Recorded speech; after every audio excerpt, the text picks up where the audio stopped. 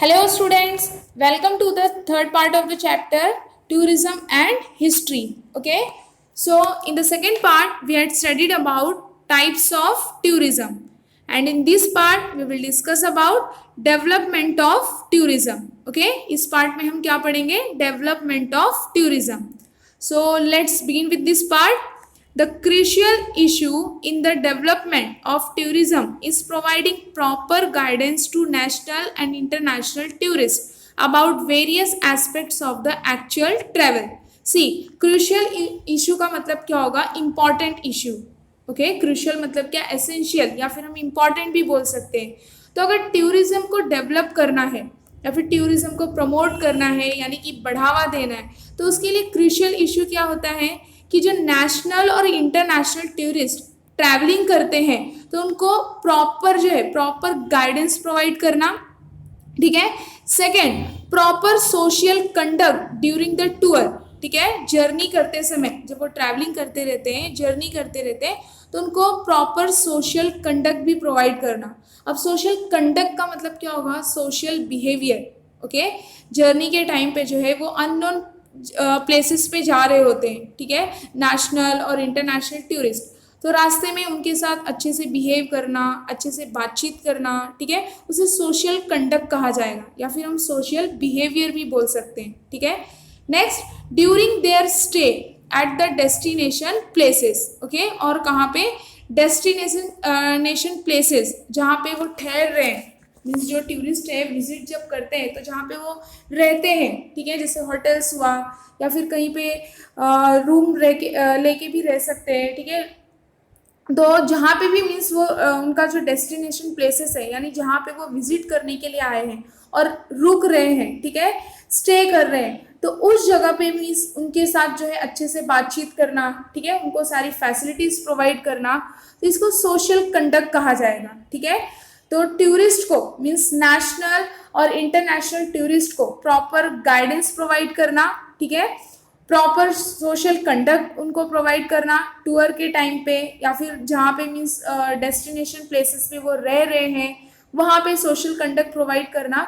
तो इससे जो है मीन्स ये जो इशू है ये बहुत ही इम्पॉर्टेंट इशू है टूरिज्म को डेवलप करने के लिए. ओके, जैसे अगर हमारे घर में गेस्ट आ रहे हैं और अगर वो ऑब्जर्व कर रहे हैं कि उनका मतलब वेलकम अच्छे से नहीं किया जा रहा है, या फिर कोई उधर मुंह घुमा रहा है, उनसे अच्छे से बातचीत नहीं कर रहा है, ठीक है, तो वो मीन्स कैसा फील करेंगे आप सोच सकते हो.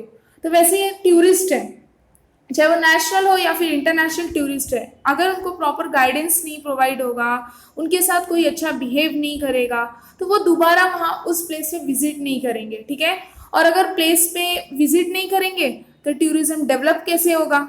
ओके, टूरिज्म सेक्टर को बढ़ावा कैसे मिलेगा, प्रमोट कैसे होगा? तो इसलिए ये क्रूशियल इशू है.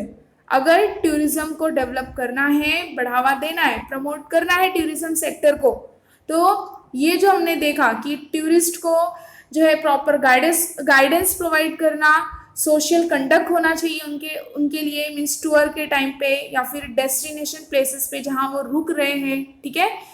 Next, giving priority to ensure safe transport and security facilities for the tourist. Okay, priority किसको देनी है?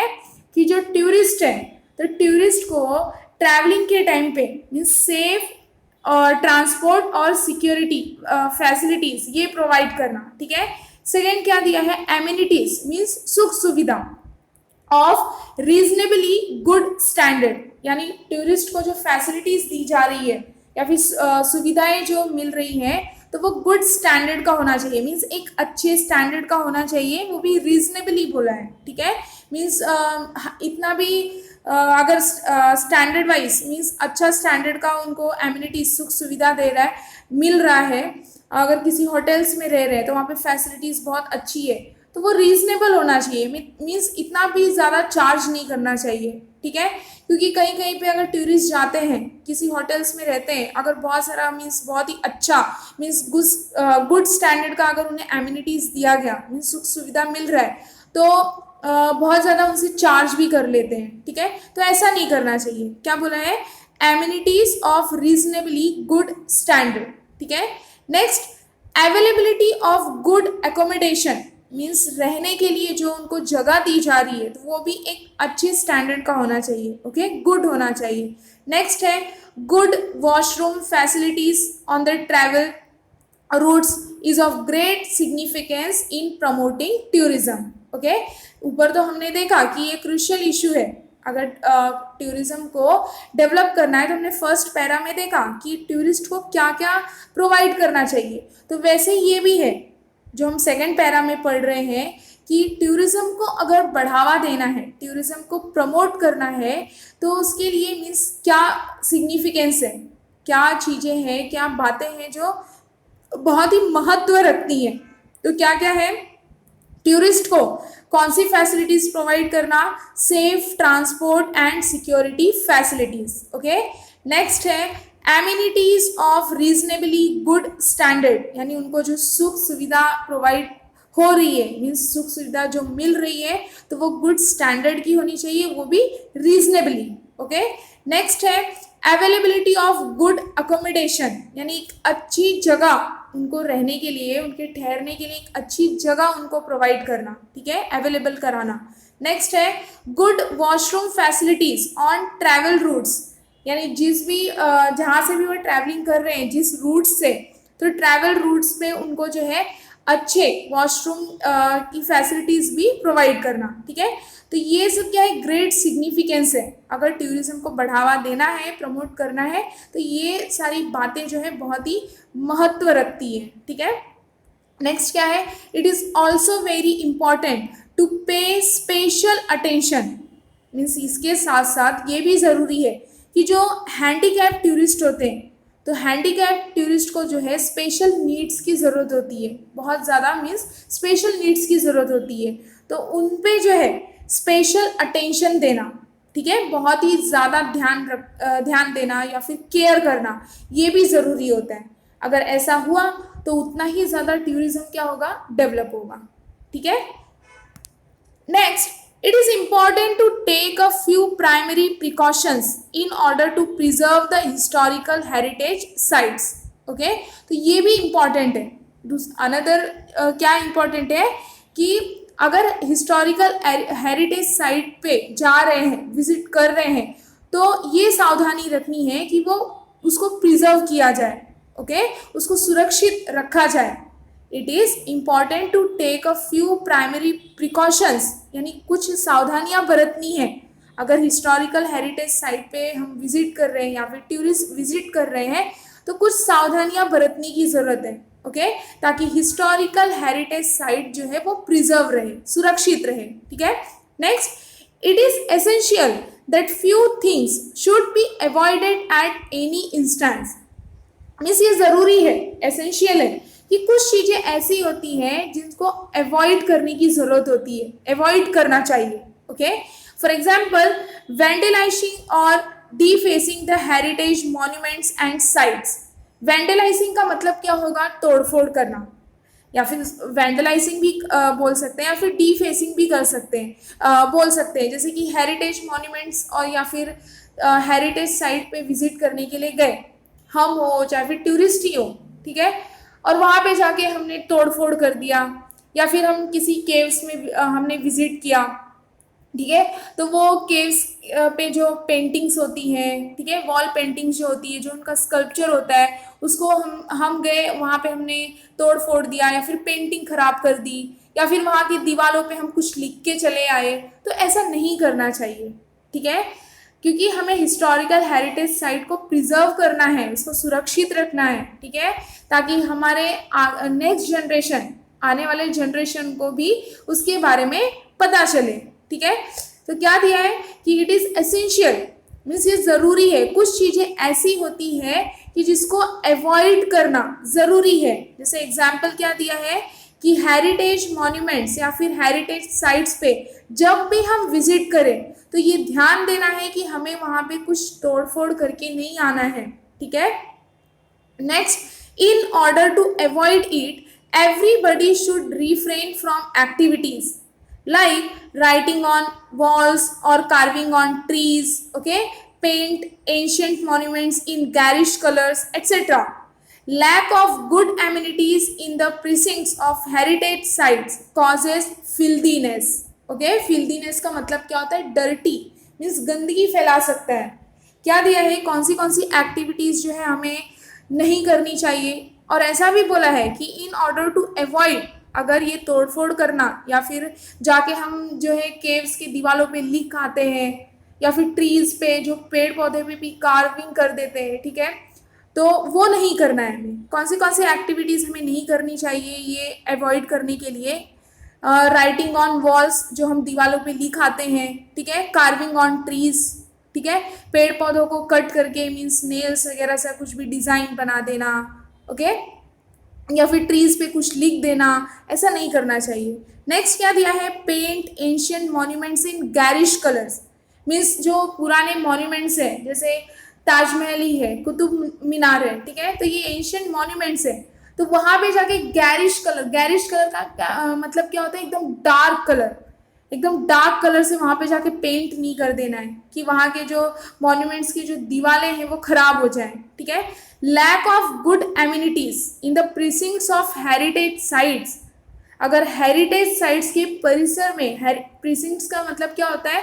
जैसे कि अगर हम किसी टेम्पल में हमने विजिट किया, हम किसी टेम्पल में गए, ओके, या फिर हम मॉन्यूमेंट्स देखने के लिए ही गए, तो वहाँ पे आगे बहुत सारा जगह रहता है, ठीक है, मॉन्यूमेंट जहाँ पे बनाया है उसके आगे बहुत सारा जगह रहता है, उसको परिसर कहा जाता है। और यहाँ पे इंग्लिश वर्ड क्या दिया है? प्रिसिंक्ट्स। तो अगर गुड एम्यूनिटीज की कमी रही, मीन्स वहाँ पे एक अच्छे सुख सुविधा जो टूरिस्ट को मिलनी चाहिए, जो पीपल्स को मिलना चाहिए, अगर उसकी कमी रही, लैक मतलब क्या होता है? कमी, तो इससे जो है हेरिटेज साइट्स का जो प्रिसिंक्ट्स है, यानी जो हेरिटेज साइट का जो परिसर है, वो क्या हो सकता है? गंदा हो सकता है, ठीक है, वहाँ पे गंदगी फैल सकती है। जो भी मीन्स यहाँ पे एक्टिविटी दिया है कि वहाँ पे जाके वॉल पे लिख देना, मीन्स डार्क कलर से पेंटिंग कर देना, तो ये सब नहीं करना चाहिए, ठीक है। अगर इसकी कमी रही तो उससे जो हेरिटेज साइट का जो परिसर है, प्रिसिंक्ट्स है, वो गंदा हो सकता है, ठीक है। फिल्दीनेस का मतलब क्या? Dirty, dirt, okay. Next, it is very essential for the tourist that pamphlets, guides and history books about a tourist site be available in their own language. दूसरी चीज ये भी जरूरी है कि जो टूरिस्ट होते हैं, तो टूरिस्ट के पास जो है उनके खुद के लैंग्वेज का क्या अवेलेबल होना चाहिए? पैम्फलेट्स, गाइड्स और हिस्ट्री बुक्स, ओके। अगर कोई भी टूरिस्ट हो, जैसे कि हम इंडियंस अगर बाहर के कंट्री में जा रहे हैं, तो वहाँ पे मोस्ट लैंग्वेजेस जो है, मीन्स ज़्यादातर लैंग्वेज कौन सा बोला जाता है? इंग्लिश। तो किसी किसी को मीन्स इंग्लिश नहीं आती है, उनका कम्युनिकेशन स्किल जो है थोड़ा कम होता है, ठीक है, इंग्लिश नहीं बोल पाते हैं, तो उनके ही मीन्स लैंग्वेज में या फिर वो उनको इंग्लिश नहीं समझता है, तो उनके ही लैंग्वेज में, जैसे हम इंडियंस गए तो हमारी जो लैंग्वेज है, मेन लैंग्वेज कौन सा है? हिंदी, ठीक है, तो हमारे लैंग्वेज में हमारे पास पैम्फलेट, गाइड्स और हिस्ट्री बुक्स होनी चाहिए, ओके, टूरिस्ट साइट की, तो हमें डिफिकल्टीज नहीं होगी, ओके। तो इसलिए क्या कहा गया है? It is very essential for the tourist that pamphlets, guides and history books about a tourist site be available in their own language, okay. Hence such literature should be made available in various languages. इसलिए ऐसा जो literature है, ठीक है, उसको available करना चाहिए various languages में, okay. It would be helpful if the taxi drivers are trained to converse in more than one languages. और ये बहुत ही हेल्पफुल हो सकता है, हेल्पफुल होगा कि अगर टैक्सी ड्राइवर्स को बहुत सारे लैंग्वेजेस आते हो, ठीक है, टैक्सी ड्राइवर का क्या बोला है? Are train to converse in more than one languages, यानी वो ट्रेंड हो, मीन्स एक लैंग्वेज के अलावा उसको बहुत सारे लैंग्वेजेस आने चाहिए, तो ये टूरिस्ट के लिए काफ़ी हेल्पफुल हो जाता है, ठीक है।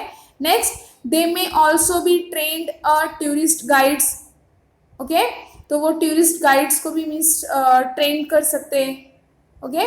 तो क्या क्या दिया है कि अगर मीन्स ये ज़रूरी है, एसेंशियल है कि टूरिस्ट के पास उनके खुद के लैंग्वेज का पैम्फलेट होना चाहिए, गाइड्स होना चाहिए और हिस्ट्री बुक्स होना चाहिए, और ऐसे जो लिटरेचर हैं उसको वेरियस लैंग्वेजेस में अवेलेबल कराना चाहिए, ठीक है। और अगर टैक्सी ड्राइवर्स को बहुत सारे लैंग्वेजेस आते हो कन्वर्स करने के लिए, यानी बातचीत करने के लिए, तो टूरिस्ट के लिए और भी ज़्यादा मीन्स टूरिस्ट को और भी ज़्यादा हेल्प मिल जाती है इसकी वजह से। ओके, नेक्स्ट ये आप इमेज देख सकते हैं। ये फर्स्ट इमेज जो है वो कौन सा है, घारापुरी केव्स का, यानी एलिफेंटा केव्स का, ठीक है। नेक्स्ट इमेज जो है वो कास पत्थर, यहाँ पे जो है फ्लावर्स है, ठीक है, ये गार्डन जैसा है, ठीक है। जो वेस्टर्न घाट का हमने कास प्लेटियो देखा था, ठीक है, 4th चैप्टर में वेस्टर्न घाट वर्ल्ड हेरिटेज साइट, यूनेस्को ने इसको इंक्लूड किया है वर्ल्ड हेरिटेज साइट में, कास प्लेटियो, तो ये उसी का इमेज है। Okay, next conservation and preservation of heritage. Next point क्या है, next topic conservation and preservation of heritage. Okay, means अपने विरासत को, हेरिटेज को क्या करना है, कंजर्व करना है, ठीक है। So it is a hard task to preserve and conserve heritage sites. Means ये बहुत ही डिफिकल्ट काम है, अपने हेरिटेज साइट को प्रिजर्व करना, कंजर्व करना बहुत ही डिफिकल्ट टास्क है। ओके, हार्ड टास्क है। Our country is very rich with historical sites dating to ancient, medieval and modern period. Okay, हमारी जो कंट्री है ये बहुत ही क्या है, रिच है, हिस्टोरिकल साइट्स के लिए बहुत ही रिच है, ठीक है। Dating two means ancient time से ही, एंशियंट टाइम से, फिर मिडिवल में बोला गया है, मॉडर्न पीरियड में भी मीन्स बहुत, हमारे कंट्री में बहुत सारे हिस्टोरिकल साइट्स है, ठीक है।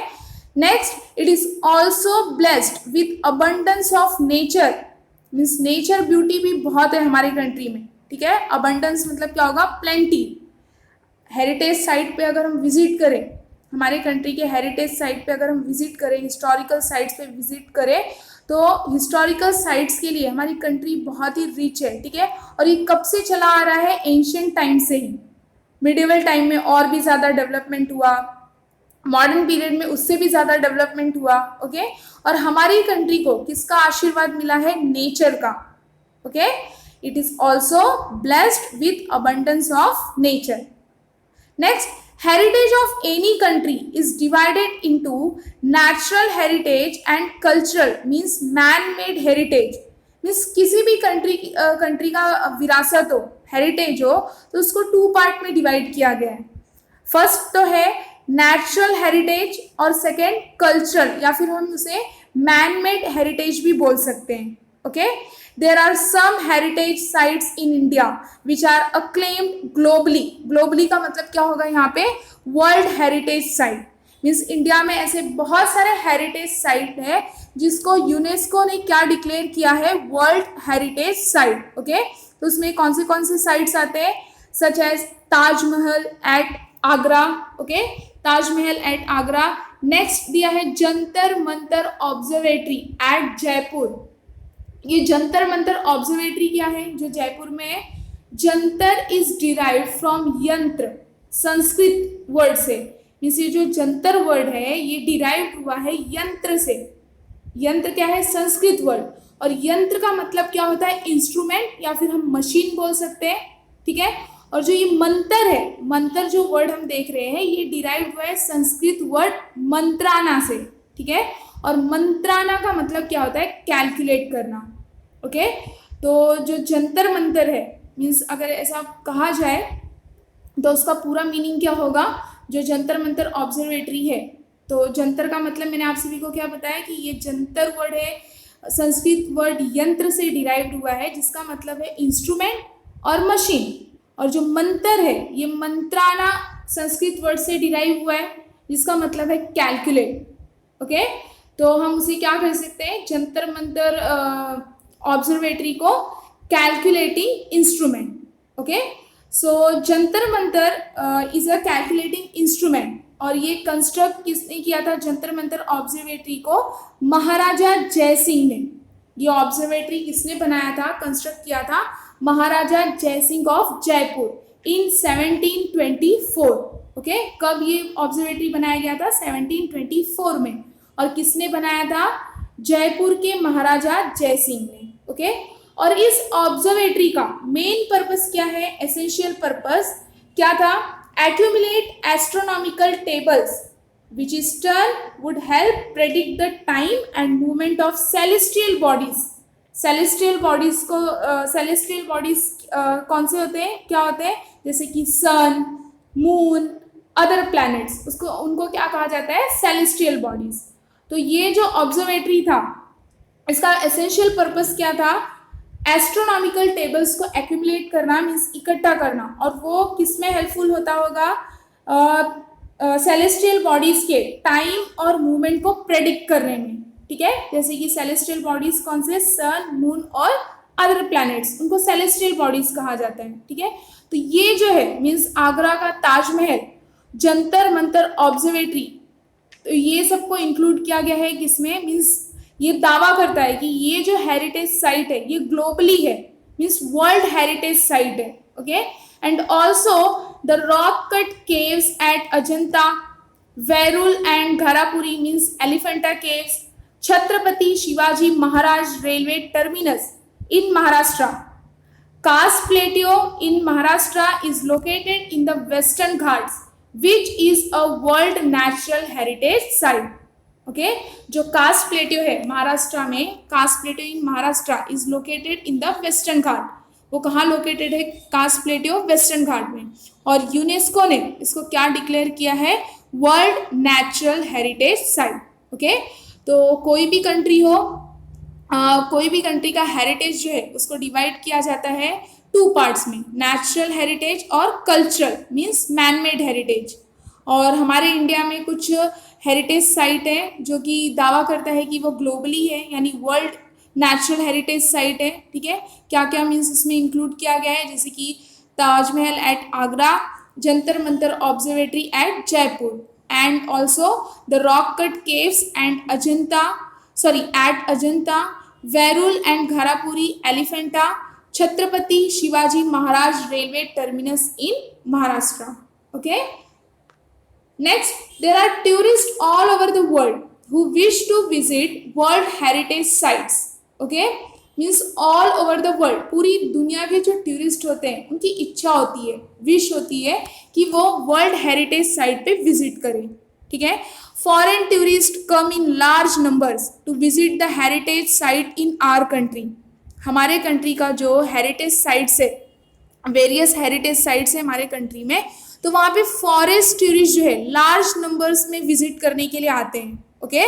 It makes us feel very proud when an Indian heritage site is declared as a world heritage site, और हमें जो है बहुत ही प्राउड फील होता है, मीन्स जब इंडियन हेरिटेज साइट को डिक्लेयर किया गया कि as a world heritage site, तो ये सुन के जो है हमें बहुत ही प्राउड फील होता है, okay. Next, however, whenever we visit such places, we feel very disappointed because of what we see there. See, means पूरे दुनिया के जो टूरिस्ट होते हैं उनकी इच्छा होती है कि वो वर्ल्ड हेरिटेज साइट पे विजिट करें, और हमारे कंट्री में बहुत सारे जो है हेरिटेज साइट्स हैं जहाँ पे लार्ज नंबर पे फॉरेन टूरिस्ट विजिट करते हैं, ठीक है। और जब भी मीन्स वर्ल्ड हेरिटेज साइट, कोई भी इंडियन हेरिटेज साइट को अगर वर्ल्ड हेरिटेज साइट डिक्लेयर किया जाता है तो हमें बहुत ही मीन्स गर्व महसूस होता है, ठीक है, हम प्राउड फील करते हैं। लेकिन जब हम खुद उस प्लेस पे विजिट करते हैं, मीन्स हेरिटेज साइट पे जब हम खुद जाके मीन्स विजिट करते हैं, तब हम बहुत ही डिसअपॉइंट हो जाते हैं। क्यों? क्योंकि वहाँ जाने के बाद हमें कुछ और ही दिखाई देता है, okay, we get to see that people have written their names with charcoal. जब हम वहाँ पे विजिट करते हैं तो हम क्या देखते हैं कि पीपल वहाँ पे जो है दीवालों पे जो है अपना नाम लिख रहे हैं, ठीक है, चारकोल से, हैव ड्रॉन पिक्चर्स, कहीं पे जाके पिक्चर्स बना रहे हैं, vandalising the heritage site, means heritage site पे जाके वो तोड़ फोड़ कर रहे हैं, okay. It affects our image as a nation, और ये सब करना एज अ नेशन मीन्स हमारे देश के ऊपर, हमारे कंट्री के ऊपर बहुत ही बुरा असर पड़ता है। अगर कोई ऐसा करता है कि मीन्स हेरिटेज साइट पे विजिट करने के बाद कहीं पे चारकोल से अपना नाम लिखना, या फिर पिक्चर ड्रॉ करना, या फिर हेरिटेज साइट पे जाके तोड़ फोड़ करना, ऐसा नहीं करना चाहिए। अगर ऐसा हुआ तो हमारे इमेज पे मीन्स हमारे नेशन की इमेज पे, उसके प्रेस्टीज पे बहुत ही बुरा असर पड़ सकता है. Okay, next, to preserve the heritage sites we need to resolve that. और अगर हमारे हेरिटेज साइट को हमें प्रिजर्व करके रखना है तो हमें अपने आप से एक प्रॉमिस करने की ज़रूरत है.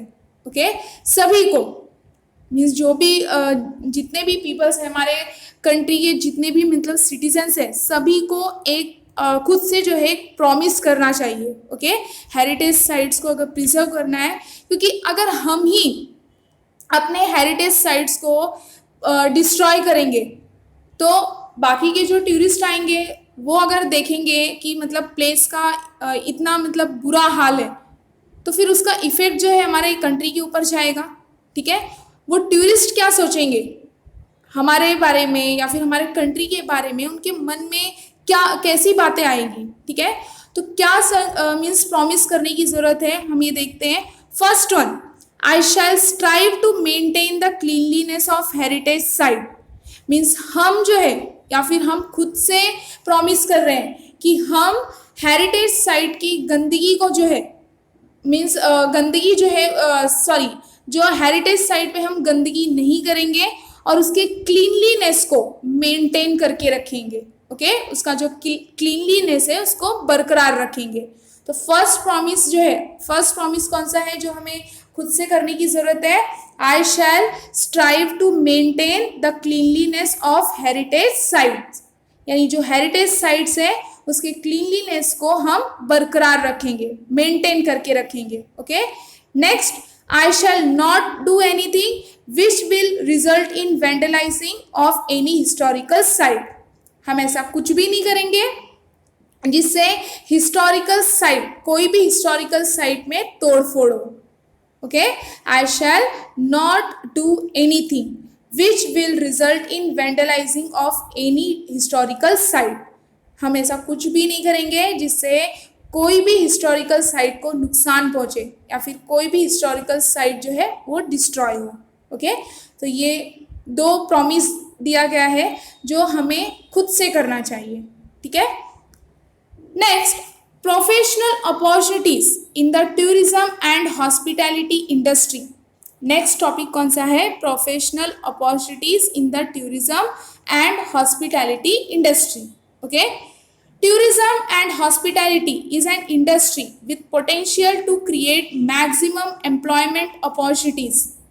टूरिज्म और हॉस्पिटैलिटी एक इंडस्ट्री है जो कि क्या मतलब क्रिएट करती है, लोगों को एम्प्लॉयमेंट अपॉर्चुनिटीज प्रोवाइड करती है. ओके, टूरिज्म और हॉस्पिटैलिटी एक ऐसी इंडस्ट्री है जो लोगों को जॉब प्रोवाइड करती है. ठीक है, to create maximum employment opportunities.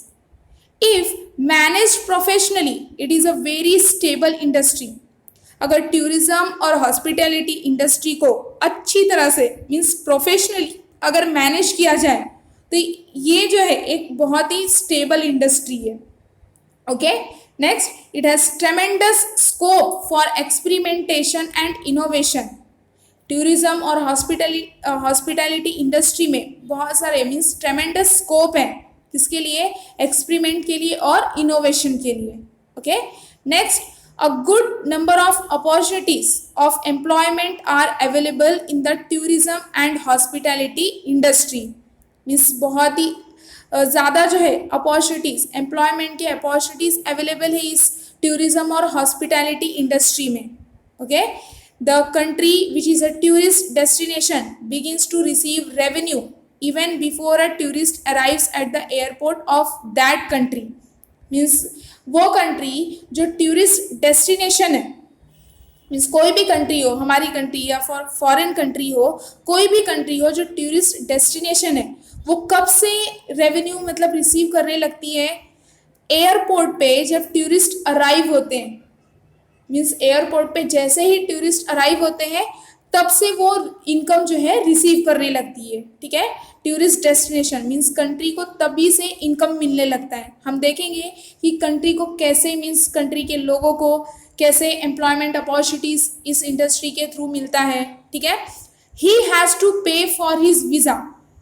कैसे? फर्स्ट कैसे एग्जाम्पल दिया है कि कंट्री जो है रेवेन्यू कैसे रिसीव करती है, ही हैज़ टू पे, जो टूरिस्ट होते हैं उनको किसके लिए पे करना पड़ता है, सबसे पहले उनके वीज़ा के लिए, ओके।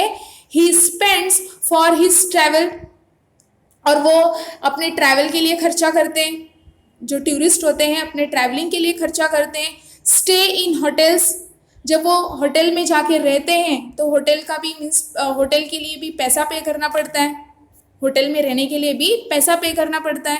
नेक्स्ट है फूड के लिए, payment to translators and guides, okay. जो लैंग्वेज मीन्स नहीं समझ में आता है तो उसके लिए लैंग्वेज को ट्रांसलेट करने के लिए ट्रांसलेटर्स होते हैं, गाइडेंस प्रोवाइड करने के लिए गाइड्स होते हैं, तो वो रिटर्न में कुछ लेते हैं, ठीक है। Buying newspapers, reference books, souvenirs etcetera. Souvenirs का मतलब क्या होता है, यादें। जैसे कि हम अगर किसी भी प्लेस पे छोटी सी भी जगह पे जाते हैं और हमें ऐसा लगता है कि इस प्लेस पे दोबारा विजिट करना मीन्स पॉसिबल नहीं है, या फिर हम पता नहीं कितने सालों के बाद जो है इस प्लेस पे विजिट करें, तो हम वहाँ से मीन्स जो वहाँ की फेमस चीज़ें होती है वो हम अपने साथ अपने घर ले आते हैं, तो उसे कहा जाएगा सोविनियर्स, मीन्स यादें, ओके। तो कैसे मीन्स कोई भी डेस्टिनेशन टूरिस्ट डेस्टिनेशन कंट्री जो है वो कैसे रेवेन्यू रिसीव कर लेती है, मीन्स जैसे ही टूरिस्ट जो है एयरपोर्ट पे अराइव होते हैं, सबसे पहला क्या दिया है कि उनको वीज़ा के लिए पे करना पड़ता है, ट्रैवलिंग के लिए वो खर्चा करते हैं, होटल्स में जो रुकते हैं उसके लिए खर्चा करना, पे करना, फूड के लिए पे करना, payment to translators and guides, tourist को जो है ट्रांसलेटर को गाइड्स को पेमेंट देना पड़ता है, ठीक है, पे करना पड़ता है।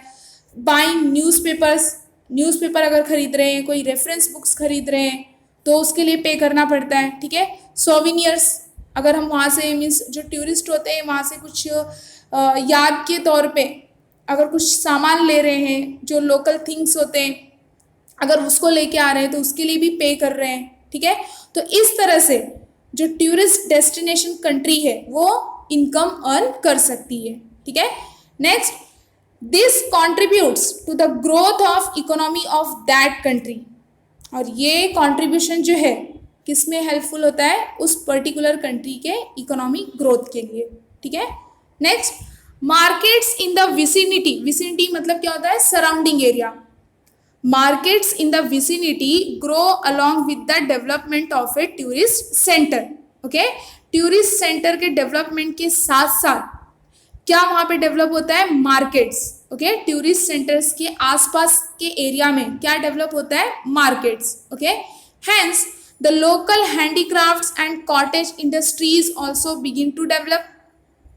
अगर वहाँ पे टूरिस्ट सेंटर्स के आसपास अगर मार्केट भी डेवलप हो जाए, मार्केट भी सेटअप हो जाए, तो उसके वजह से वहाँ पे लोकल हैंडीक्राफ्ट्स यानी जो लोकल पीपल होते हैं वो हाथ से बनाई हुई चीज़ को मार्केट में बेचेंगे, ठीक है। तो इससे और भी क्या डेवलप हो सकता है, लोकल हैंडीक्राफ्ट्स और cottage industries, okay. And the demand for locally processed food items and ethnic handicrafts increases. और अगर मार्केट सेटअप होगा टूरिस्ट सेंटर्स के सराउंडिंग एरिया में, अगर मार्केट भी सेटअप होगा तो उससे लोकल हैंडीक्राफ्ट्स और कॉटेज इंडस्ट्री तो डेवलप होगा ही, प्लस क्या बोला है कि लोकली प्रोसेस्ड फूड आइटम्स और जो एथनिक हैंडीक्राफ्ट्स के डिमांड है वो भी बढ़ जाएंगे, ठीक है। It results in better income for local artisans, business people and veg earners. और इसका रिजल्ट क्या होगा, बेटर इनकम मीन्स ये किसके लिए जो है अच्छा इनकम प्रोवाइड कर सकता है, लोकल आर्टिसंस के लिए, बिजनेस पीपल के लिए और वेज अर्नर्स के लिए, okay. Next, heritage walks. Next point is heritage walks. अब हम देखेंगे कि हेरिटेज वॉक्स क्या होता है। To go on a tour for visiting historical places is known as heritage walk. Heritage walk किसे कहेंगे कि अगर हम जर्नी के लिए जा रहे हैं, ठीक है, और हिस्टोरिकल प्लेसेस पे विजिट कर रहे हैं, हिस्टोरिकल प्लेसेस पे अगर विजिट कर रहे हैं तो उसे क्या कहा जाएगा, heritage walk, okay. One can experience the thrill of being a part of history by participating in heritage walks. Thrill का मतलब क्या होता है, एक्साइटमेंट या फिर प्लेजर, खुशी के लिए जब हम जाते हैं कहीं पे विजिट करते हैं, तो जैसे अगर हिस्टोरिकल प्लेसेस पे हमने विजिट किया तो हमारे अंदर मीन्स एक एक्साइटमेंट होती है कि हम हिस्ट्री का मतलब पार्ट बन रहे हैं, ठीक है, हेरिटेज वॉक्स में पार्टिसिपेट कर रहे हैं। Okay, next, heritage walks as an organised group activity has gained popularity in many countries. Heritage walks क्या है? एक ऑर्गेनाइज्ड ग्रुप एक्टिविटी है जो कि मीन्स मेनी कंट्रीज में ये हेरिटेज वॉक्स जो है बहुत ही पॉपुलर है, ओके, फेमस है। India has a rich history which can be traced back to many millenniums. और इंडिया में जो है क्या है? रिच हिस्ट्री है। जैसे कि हमने बहुत सारे हिस्टोरिकल साइट्स देखे, हमारी कंट्री में बहुत सारे हिस्टोरिकल साइट्स है, ठीक है, एंशियंट टाइम से। And every region of India is full of historical places from ancient, medieval and modern period. और इंडिया का ऐसा कोई भी पार्ट या फिर रीजन नहीं बचा है जहाँ पे हिस्टोरिकल प्लेसेस ना हो, ठीक है, एंशियंट टाइम से ही, एंशियंट, मेडिवल और मॉडर्न पीरियड में भी। The heritage walk organised in the city of Ahmedabad is well known.